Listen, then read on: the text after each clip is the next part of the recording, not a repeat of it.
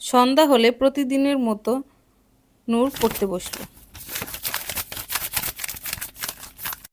ধুর, ভালোই লাগে না। এর মধ্যেই বাবা ঘরে প্রবেশ করলো। নূর, পড়াশোনা বাদ দিয়ে কি চিন্তা করো? বাবা, আমার পড়ালেখা ভালো লাগে না। তাহলে তো চাকরি করতে পারবে না। পারবো। কাল থেকে আমি অফিসে যাব আর তুমি বাসায় থাকবে। পারবে না তো? পারবো। ঠিক আছে, কাল থেকে তুমি অফিসে যাবে আর আমি বাসায় থাকবো। ওকে? ওকে। পরের দিন সকালে নূরের বাবা বাসায় রইল। আজকে তো মেয়ে অফিসে গেছে, আমি বরং আজকে রেস্ট নেই।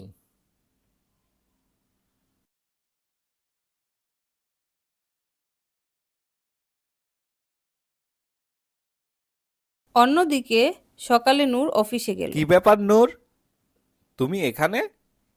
স্যার কোথায়? আজকে আজ থেকে আমি অফিস করবো আর বাবা বাসায় থাকবে।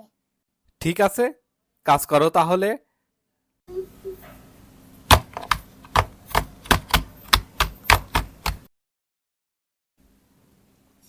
আমি তো কিছুই পড়তে পারছি না।